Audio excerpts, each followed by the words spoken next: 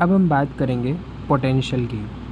तो basically potential क्या होता है? It is actually that potential difference जो कि एक्सॉन की मेम्ब्रेन के अक्रॉस डेवलप होता है due to the specific charges which are present on the other side.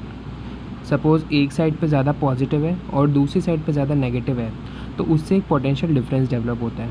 And that is what happens in neurons also. Neurons में अंदर की तरफ ज़्यादा नेगेटिव होता है, बाहर की तरफ ज़्यादा पॉजिटिव होता है। इसकी वजह से जो ओवरऑल पोटेंशियल डिफरेंस जनरेट हो जाता है दैट इज़ -70 मिलीवोल्ट्स। अब जब न्यूरॉन रेस्ट पे होता है तो इस पोटेंशियल डिफरेंस दैट इज़ -70 मिलीवोल्ट्स उस पर रहता है और इसको हम कहते हैं resting membrane potential.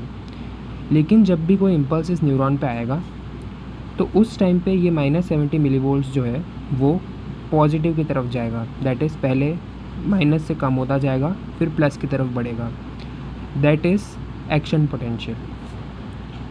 So resting membrane potential is the potential difference which is developed across the membrane. The potential difference between the membrane is -70 millivolts. The membrane or the cell which exhibit such a potential difference is polarized. तो जहाँ पर potential difference normally है वो polarized है।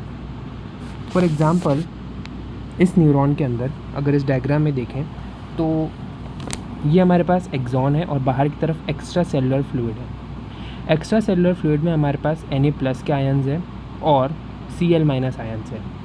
अंदर हमारे पास K+ ions है, phosphate ions है और नेगेटिवली चार्ज अमीनो एसिड्स हैं। सो ओवरऑल बाहर की तरफ ज़्यादा पॉजिटिव रहता है, अंदर की तरफ ज़्यादा नेगेटिव रहता है। अब बात करते हैं कि ऐसा पोटेंशियल रहता क्यों है।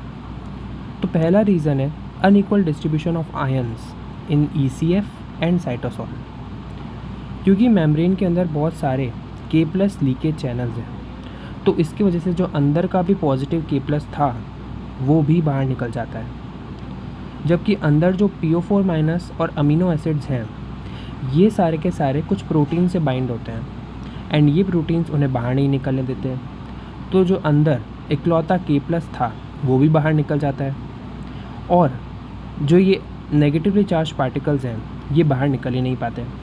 इसकी वजह से ओवरऑल बाहर पॉजिटिव हो जाता है। तो थर्ड रीज़न देखते हैं, पहले के दो कवर हो गए। तीसरा है सोडियम पोटेशियम एटीपेज का इलेक्ट्रोजेनिक नेचर। अब सोडियम पोटेशियम एटीपेज ऐसे पंप हैं जो कि हमारे इस मेम्ब्रेन पे प्रेजेंट होते हैं।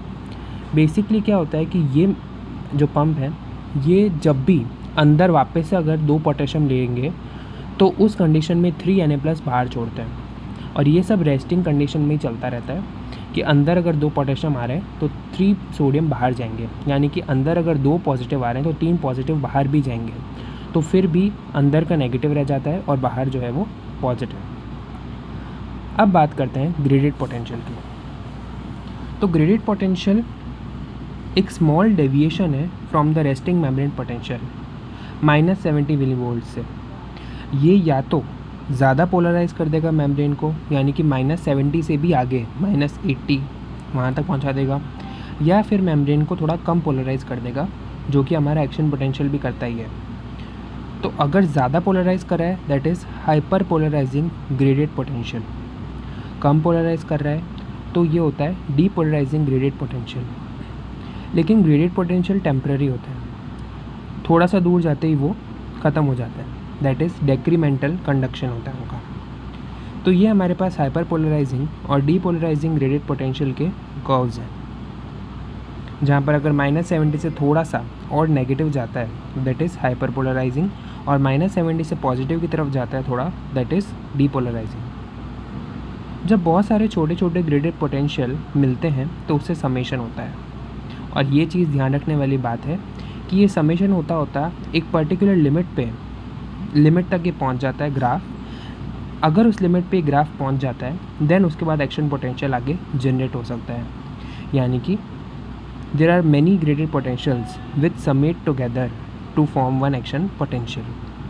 अब ये जो ग्रेडेड पोटेंशियल है ये बेसिकली मैकेनिकल गेटेड चैनल्स और लाइगेंड गेटेड चैनल से जनरेट होता है।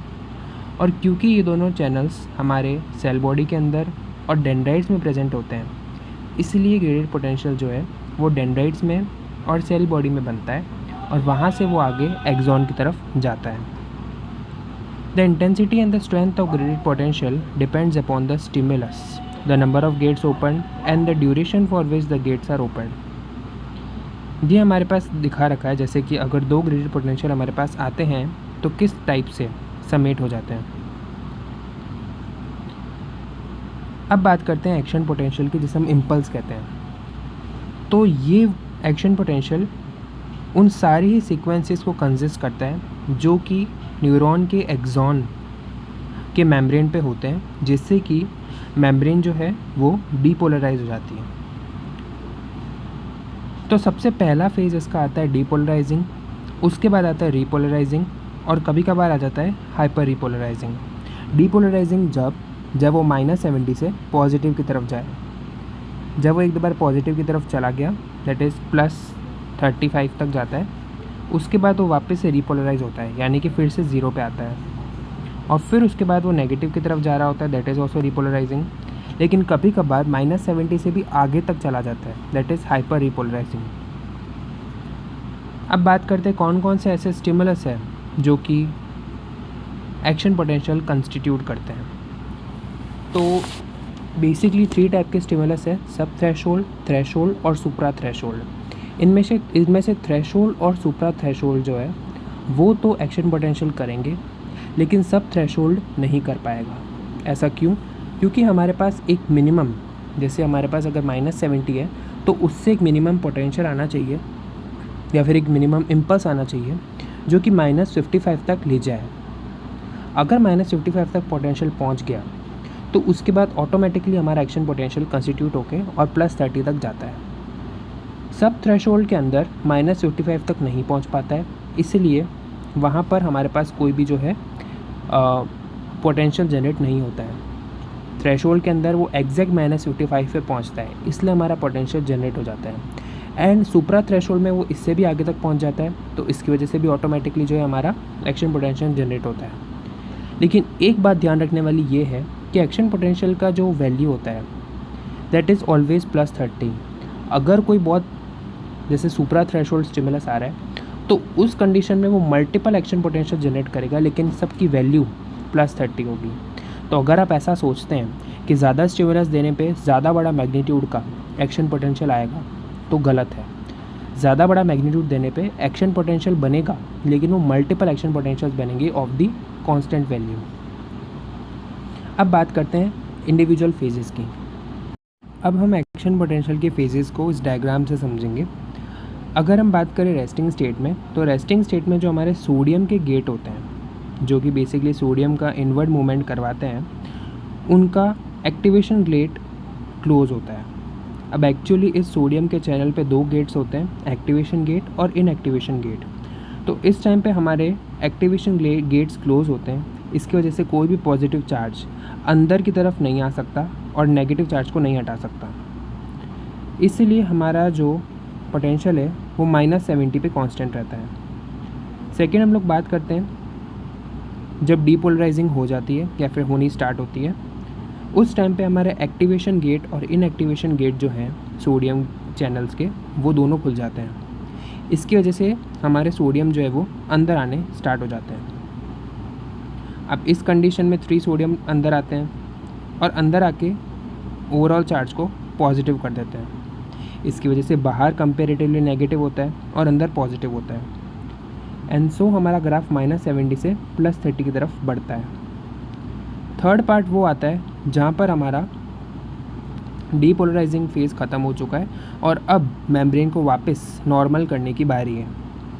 उस टाइम पे हमारा इनएक्टिवेशन गेट बंद हो जाता है और सोडियम को अंदर आने से रोक देता है, और अब हमारा पोटेशियम चैनल खुल जाता है जो कि 2 पोटेशियम को बाहर भेज देगा। तो अब 3 सोडियम अंदर आए थे, यानी कि 3 पॉजिटिव अंदर आए थे, तो उसके कंपैरिजन में वो 2 पोटेशियम को बाहर भी भेज देता है। इसमें हमारा जो वापस से जो पोटेंशियल है मेम्ब्रेन का, वो +30 से नेगेटिव की तरफ जाने लग जाता है।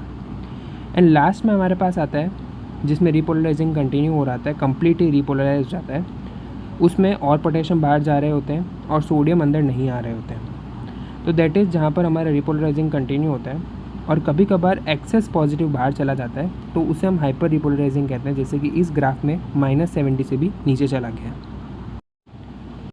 जब न्यूरॉन रिसेंटली वापस से रिपोलराइज हुआ है तो उस टाइम पे अगर कोई दूसरा पोटेंशियल उस पर आता है तो वो वापस से पूरा फेज़ अंडरगो नहीं कर सकता है।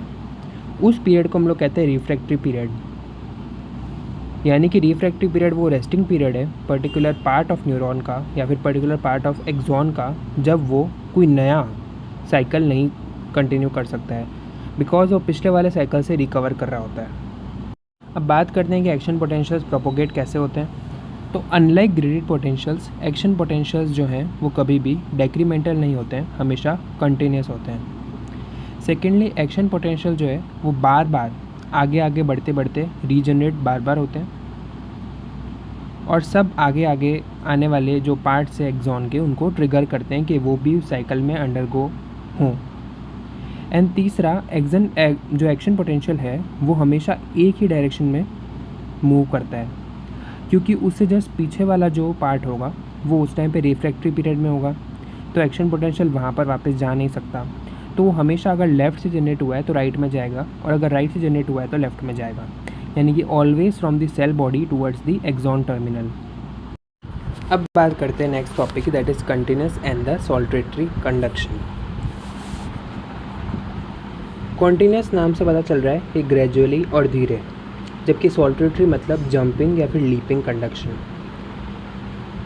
कंटिन्यूस कंडक्शन हमारा अनमाइलिनेटेड एक्सॉन्स में होता है, जबकि सॉल्टेटरी कंडक्शन हमारा माइलिनेटेड एक्सॉन्स में होता है। कॉन्टिन्यूस कंडक्शन के अंदर हमारा स्टेप बाय स्टेप, यानी कि अगर एक्सॉन का एक पार्ट हुआ है डीपोलराइज तो फिर वो डीपोलराइज होगा, फिर उसका जस्ट एडजेसेंट जो पार्ट है वो डीपोलराइज करेगा, फिर वो अपनी पूरी साइकिल कंटिन्यू करेगा। तो ऐसे एक एक करके पूरा पार्ट जो है वो कवर होता जाता है और आगे बढ़ता है हमारा पोटेंशियल का सिग्नल। ये जो होता है कंपैरेटिवली बहुत धीरे होता है।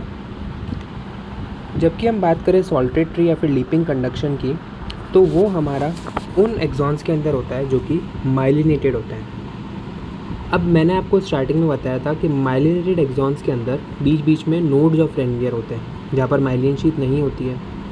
तो अब इस लीपिंग कंडक्शन के अंदर जो सीधा हमारा पोटेंशियल है वो इन नोड्स ऑफ रेनवियर पे ही चेंज होता है। तो होता क्या है एक्चुअली, जो फर्स्ट नोड है जहाँ पर हमारा एक्शन पोटेंशियल आया है, तो उसकी वजह से हमारे साइटोसॉल में यानी कि अंदर और बाहर ECF में आयोनिक करंट्स डेवलप हो जाते हैं। ये आयोनिक करंट्स आगे जो हमारे आगे नोड ऑफ रेनवियर्स हैं उन पे सोडियम पोटेशियम गेटेड चैनल्स का ओपन कर देते हैं उन्हें, और वहाँ पर मेम्ब्रेन की जो पोलैरिटी है उसे चेंज कर देते हैं। तो यानी कि एक नोड ऑफ रेनवियर से सीधा दूसरे नोड ऑफ रेनवियर पे ही काम हुआ है।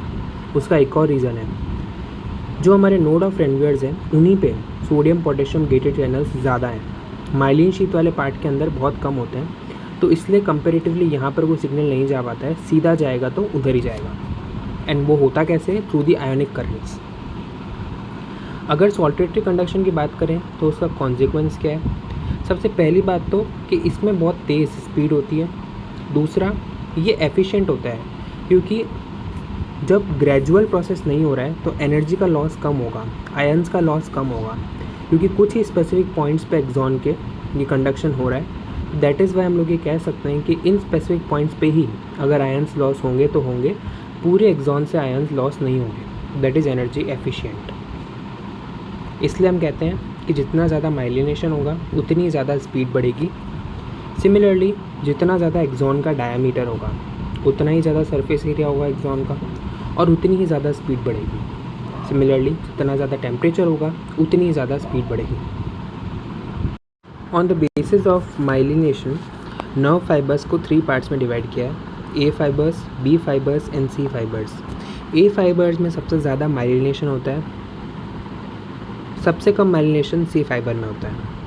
A फाइबर का डायमीटर सबसे ज़्यादा होता है, जबकि C फाइबर का सबसे कम होता है। सिमिलरली A फाइबर के अंदर स्पीड ऑफ कंडक्शन सबसे ज़्यादा होगी, क्योंकि माइलिनेशन बहुत ज़्यादा है, डायमीटर बहुत ज़्यादा है, और C फाइबर्स के अंदर स्पीड सबसे कम होगी। तो अगर A फाइबर की बात करें तो इनकी बहुत ज़्यादा डायमीटर होगा, माइलिनेशन ज़्यादा होगा, इसके लिए स्पीड ऑफ कंडक्शन 12 से 130 मीटर्स पर सेकंड तक होती है। रिफ्रैक्टरी पीरियड कम होता है। एंड उसके साथ साथ ये कहाँ पर प्रेजेंट होते हैं, तो जॉइंट पे, टच, प्रेशर रिसेप्टर्स पे। बी फाइबर्स जो है हमारा बेसिकली ऑटोनॉमिक नर्वस सिस्टम के अंदर प्रेजेंट होता है। इनके अंदर डायमीटर थोड़ा कम होता है, इससे इनकी स्पीड भी थोड़ी कम हो जाती है। इनका रिफ्रैक्टिव पीरियड कम होता है, पर ए का तो सबसे कम होता है। इनकी स्पीड 15 मीटर पर सेकेंड होती है। थर्ड आता है सी फाइबर। सी फाइबर का सबसे छोटा डायमीटर होगा और माइलिनेशन भी सबसे कम होगा, इसकी वजह से उसकी स्पीड भी सबसे कम होगी। और अगर हम इसका एग्जांपल लें तो जो विसरा के अंदर जितने भी ऑर्गन्स हैं, विसरल ऑर्गन्स और स्मूथ मसल्स से जो सेंसरी न्यूरॉन्स निकलते हैं वो हमारे सी फाइबर्स होते हैं। अब हम कंपेयर करते हैं ग्रेडेड पोटेंशियल्स को और एक्शन पोटेंशियल्स को। अगर हम बात करें ओरिजिन की, तो ग्रेडेड पोटेंशियल जो है वो डेंड्राइट्स और सेल बॉडी में ओरिजिनेट होते हैं, जबकि एक्शन पोटेंशियल्स एक्सॉन में होते हैं। सेकेंड है टाइप ऑफ चैनल्स। तो ग्रेडेड पोटेंशियल्स में हमारे पास मैकेनिकल चैनल्स होते हैं और लाइगेंड गेटेड चैनल्स होते हैं, जबकि एक्सॉन के अंदर हमारे पास वोल्टेज गेटेड होते हैं। थर्ड बात करते हैं कंडक्शन की। तो ग्रेडेड के अंदर डेक्रीमेंटल कंडक्शन होता है, यानी कि डिस्टेंस कवर करने के बाद वो ख़त्म हो जाता है। एक्शन पोटेंशियल के अंदर प्रोपोगेटिव होता है। ग्रेडेड पोटेंशियल के एम्पलीट्यूड की बात करें तो वो अप्रॉक्सीमेटली 1 से 50 मिली वोल्ट्स का होता है, जबकि एक्शन पोटेंशियल का 100 मिली वोल्ट्स तक भी जाता है। ग्रेडेड पोटेंशियल का ड्यूरेशन लंबा होता है, जबकि एक्शन पोटेंशियल का ड्यूरेशन कंपैरेटिवली शॉर्ट होता है। ग्रेडेड पोटेंशियल में पोलैरिटी या तो हाइपर पोलराइज हो जाएगा या फिर डीपोलराइज हो जाएगा, जबकि एक्शन पोटेंशियल के अंदर हमेशा डीपोलराइज होगा, फिर डीपोलराइज होगा और फिर उसके बाद नॉर्मल हो जाएगा। अगर रिफ्रैक्टिव पीरियड की बात करें तो ग्रेडेड पोटेंशियल में तो होता ही नहीं है, उसके अंदर इंस्टेंट समेशन होता है। और एक्शन पोटेंशियल में रिफ्रैक्टिव पीरियड प्रेजेंट होता है और उसमें कोई समेशन नहीं होता है। अगर कोई बड़ा मैग्नीट्यूड आ रहा है तो एक्शन पोटेंशियल मल्टीपल बन जाएंगे, लेकिन ऐड ऑन होकर बड़ा कोई एक्शन पोटेंशियल नहीं बनेगा, यानी कि 30 मिली वोल्ट से ऊपर की इसकी कैपेसिटी नहीं जा सकती। अब हमें पता है कि जो साइनेप्स होते हैं उनका जब ट्रांसमिशन होता है तो बेसिकली 3 टाइप से होता है। प्री साइनेप्टिक, वहाँ से जाता है साइनेप्स में और फिर वहाँ से जाता है पोस्ट साइनेप्स में। तो 3 टाइप्स का कुछ इस टाइप से होता है कि सबसे पहले वो जिसमें एक्सॉन से डेंड्राइट्स में जा रहा हो, सेकंड वो जिसमें एक्सॉन से कोई सेल बॉडी में जा रहा हो, और तीसरा वो जिसमें एक एक्सॉन से दूसरे एक्सॉन में जा रहा हो। ये साइनेप्स इलेक्ट्रिकल भी हो सकते हैं, केमिकल भी हो सकते हैं। बोथ इलेक्ट्रिकल और केमिकल एक्सोडेंड्राइटिक भी हो सकते हैं, एक्सोसोमैटिक भी हो सकते हैं और एक्सोनिक भी हो सकते हैं। अब जैसा हम लोगों ने पहले पढ़ा सिनेप्स के बारे में, जिसमें कि 2 सिनेप्स थे मेजरली, इलेक्ट्रिकल और केमिकल, तो इनके बारे में अब हम थोड़ा पढ़ते हैं। एक्शन पोटेंशियल एक न्यूरॉन से दूसरे न्यूरॉन में या तो इलेक्ट्रिकल साइनेप्स से जा सकता है या फिर केमिकल साइनेप्स से जा सकता है। अब एक बात क्लियर है, हमारी बॉडी में इलेक्ट्रिकल साइनेप्स बहुत कम होते हैं। बेसिकली इलेक्ट्रिकल साइनेप्स के अंदर कोई साइनेप्स प्रेजेंट होता ही नहीं है। 2 सेल्स आपस में गैप जंक्शन से जुड़ी होती हैं और इस गैप जंक्शन के अंदर कुछ ट्यूबुलर कॉनेक्सॉन्स होती हैं। ये कॉनेक्सॉन्स एज अ टनल एक्ट करती है, जो कि एक न्यूरॉन के साइटोसॉल को दूसरे न्यूरॉन के साइटोसॉल से डायरेक्टली कनेक्ट कर देती हैं। और जो हमारे आयन्स हैं वो इन कॉनेक्सॉन्स के अंदर से फ्लो करते हुए दूसरे न्यूरॉन में चले जाते हैं और अपना एक्शन पोटेंशियल या फिर जो सिग्नल है उसको आगे प्रोपोगेट करते हैं। ये बेसिकली विसरल मसल्स के अंदर, कार्डियक मसल्स के अंदर बहुत कॉमन है। इसकी सिग्निफिकेंस की बात करें तो इसका कम्युनिकेशन इससे फास्टर होता है। सेकेंडली एक सिंक्रोनाइजेशन मेंटेन रहता है, क्योंकि अगर बहुत सारे न्यूरॉन्स कनेक्टेड होंगे थ्रू दी गैप जंक्शन तो वो एक साथ एक्शन पोटेंशियल जनरेट कर पाएंगे। जबकि अगर हम बात करें केमिकल साइनेप्स में तो पहले एक न्यूरॉन से दूसरे न्यूरॉन में जाना होता था, फिर दूसरे से तीसरे में, तो वो एक साथ कोई पोटेंशियल को जनरेट नहीं कर पाएंगे। सेकेंड आता है केमिकल साइनेप्स, जिसमें कि बीच में साइनेप्स प्रेजेंट होता है। एक साइड पे प्री साइनेप्टिक मेम्ब्रेन होती है और एक साइड पे पोस्ट साइनेप्टिक मेम्ब्रेन होती है। अब फर्स्ट यहाँ पर जो पॉइंट दिख रहा है उसमें एक इलेक्ट्रिकल पोटेंशियल आया ऑन द एक्सॉन एंडिंग, जहाँ पर हमारे पास साइनेप्टिक बल्ब्स हैं। इन साइनेप्टिक बल्ब के अंदर हमारे पास साइनेप्टिक वेसिकल्स हैं और इन साइनेप्टिक वेसिकल्स के अंदर हमारे पास एसिटाइल कोलाइन है। These are the neurotransmitters. जैसे ही कोई सिग्नल आता है तो कैल्शियम का इन्फ्लक्स होता है इन द सिनेप्टिक नॉब और वो इन वेसिकल्स को ट्रिगर करते हैं प्री सिनेप्टिक मेम्ब्रेन पे जाके बाइंड करने के लिए। The third is the pre synaptic membrane पे जो हमारे सिनेप्टिक वेसिकल्स बाइंड हो गए। बाइंड होते ही ये एक्सोसाइटोसिस करते हैं जिससे कि सारा एसिटाइल कोलाइन बाहर आ जाता है इन द साइनेप्स। वहाँ से ये जाके बाइंड करता है रिसेप्टर पे which are on the post synaptic membrane. इसी वजह से सिग्नल्स अंदर आते हैं नेक्स्ट न्यूरॉन में जो कि पोस्ट सिनेप्टिक पोटेंशियल जनरेट करते हैं और उससे आगे एक नर्व इम्पल्स कैरी ऑन होता है। बात करें पोस्ट सिनेप्टिक पोटेंशियल की तो it could be either excitatory post synaptic potential जिसमें अगले न्यूरॉन का डिपोलराइजेशन हो रहा है, या फिर इनहिबिटरी पोस्ट सिनेप्टिक पोटेंशियल भी हो सकता है जिसमें अगले न्यूरॉन का रिपोलराइजेशन हो रहा है।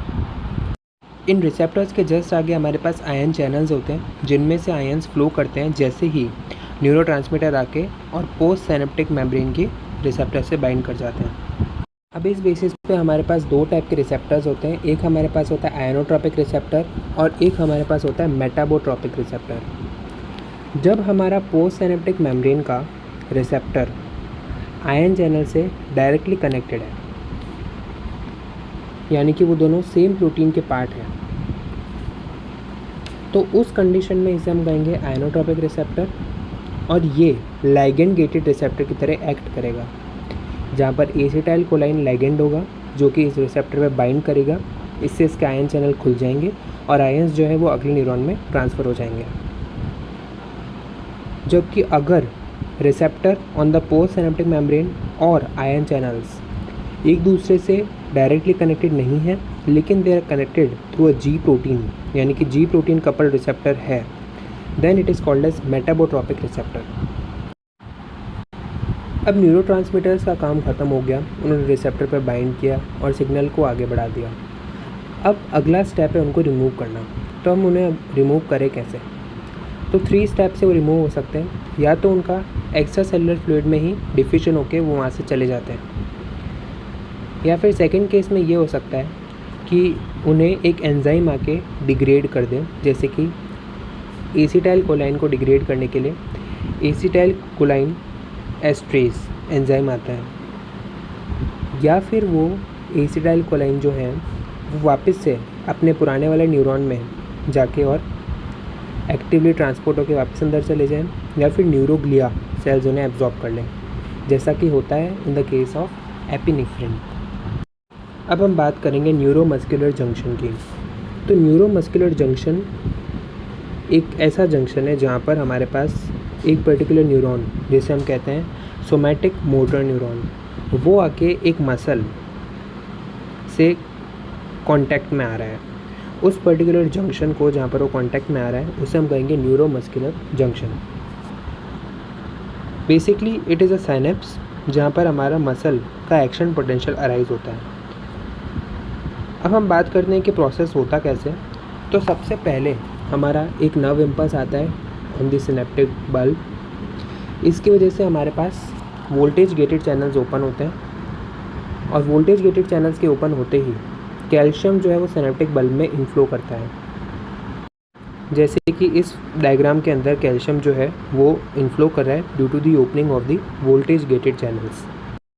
फिर ये कैल्शियम आयंस जो हैं वो सिनेप्टिक वेसिकल को डायरेक्ट करेंगे कि तुम प्री सिनेप्टिक मेम्ब्रेन से फ्यूज़ करके और एक्सोसाइटोसिस करो, और उसकी वजह से एसिटाइल कोलाइन जो है वो लिबरेट हो जाएंगे into the synaptic cleft.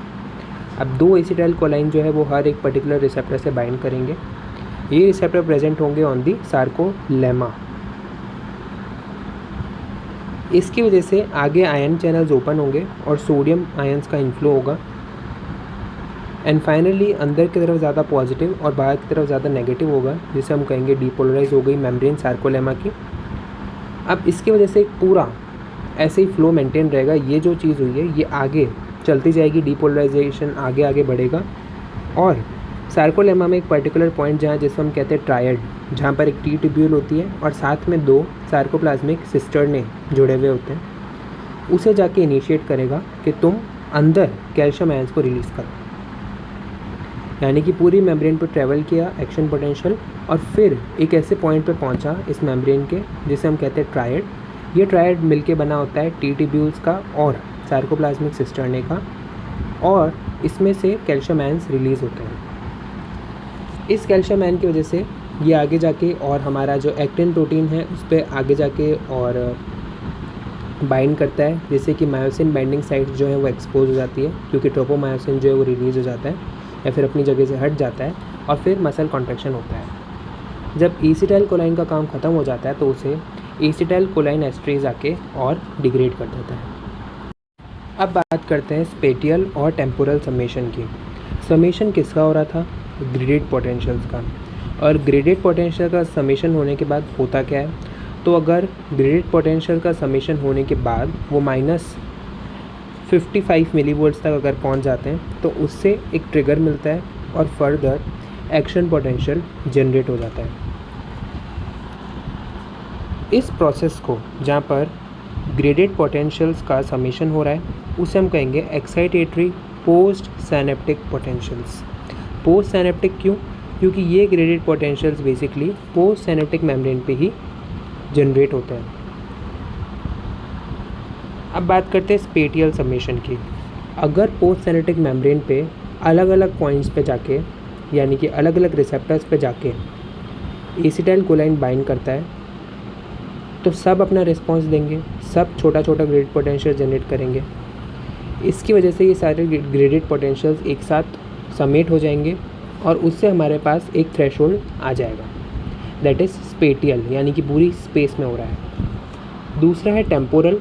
Temporal के अंदर एक पर्टिकुलर रिसेप्टर पे ही एसिटाइल कोलाइन टाइमली आके बाइंड करेगा और उससे एक छोटा ग्रेडेड पोटेंशियल जनरेट होगा हर टाइम पे। ये टाइमली ग्रेडेड पोटेंशियल्स जो जनरेट हुए हैं ये आगे जाके समेट कर जाएंगे और फिर थ्रेशोल्ड पे पहुंच के एक एक्शन पोटेंशियल जनरेट करेंगे। तो this is the difference between temporal and the spatial summation. अब ये जो बेसिकली ग्रेडेड पोटेंशियल्स हैं ये आगे आने वाली सेल में या तो एक्टिवेशन कर सकता है या फिर इनहिबिशन कर सकता है। अगर ये जीपी आगे एक्टिवेशन कर रहा है then it is excitatory post synaptic potential, और अगर ये बहुत सारी जीपी समेट होके और आगे वाली सेल को इनहिबिट कर रहे हैं then this is the inhibitory post synaptic potential.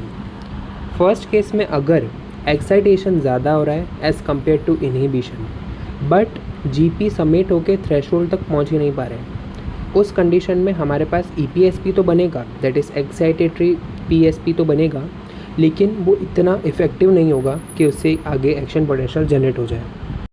Second case में अगर एक्साइटेटरी इफेक्ट ज़्यादा है और थ्रेशोल्ड पोटेंशियल रीच भी हो गया है, उस कंडीशन में हमारे पास आगे एक्शन पोटेंशियल जनरेट हो जाएगा।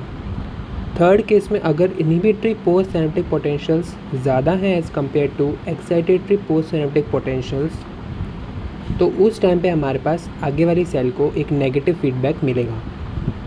अब चलते हैं लास्ट टॉपिक पे इस यूनिट की, that is neurotransmitters. Neurotransmitters on the broader basis दो टाइप के हो सकते हैं, एक स्मॉल मॉलिक्यूल्स न्यूरोट्रांसमीटर्स और एक न्यूरोपेप्टाइड्स। अब स्मॉल मॉलिक्यूल न्यूरोट्रांसमीटर्स में आ सकते हैं acetylcholine, amino acids, biogenic amines, even ATP as well as carbon monoxide. जो हमारे पास एसिटाइल कोलाइन है वो एक्साइटेटरी की तरह भी एक्ट कर सकता है और इनहिबिटरी की तरह भी एक्ट कर सकता है। बात करते हैं न्यूरोपेप्टाइड की, तो न्यूरोपेप्टाइड के अंदर हमारे पास आता है endorphins, dynorphins, substance B, angiotensin, neuropeptide, gamma and cholecystokinin. ये कुछ स्ट्रक्चर्स हैं जिसमें हमें बायोजेनिक अमीन्स के बारे में दिख रहा है। इसमें हम ये देख सकते हैं कि हर हार्मोन पे एक अमीन ग्रुप जुड़ा हुआ है, that is norepinephrine, epinephrine, dopamine, these all are small molecules neurotransmitters. ये हमारे पास कुछ डायग्राम्स हैं जो हम लोगों ने पहले पढ़ा उससे related for better understanding purpose. अब आते हैं स्मॉल मॉलिक्यूल न्यूरोट्रांसमीटर्स पे। तो एसिटाइल कोलाइन की बात करते हैं, ये आयनोट्रॉपिक रिसेप्टर्स पे बाइंड करके और एक्साइटेटरी की तरह एक्ट कर सकता है और अगर ये मेटाबोट्रॉपिक बाइंड करे then it would be inhibitory by coupling to G protein. Second बात करते हैं अमीनो एसिड्स की, लाइक ग्लूटामेट एंड एस्पार्टेट। ये सारे एक्साइटेटरी होते हैं and they bind to ionotropic receptors to release Na+ and they will generate EPSP। Similarly GABA, that is gamma amino butyric acid, this is found in central nervous system और ये release करता है Cl- ions को। Third आते हैं biogenic amines, जो हम लोगों ने अभी ऊपर पढ़े। ये बेसिकली या तो एक्साइटेशन भी कर सकते हैं या फिर इनहिबिशन भी कर सकते हैं, डिपेंडिंग अपॉन किस टाइप के मेटाबोट्रॉपिक रिसेप्टर पे जाके वो बाइंड कर रहे हैं। ये उनके कुछ स्ट्रक्चर्स है जो आप देख सकते हैं। फिर हम बात करते हैं न्यूरोपेप्टाइड्स की।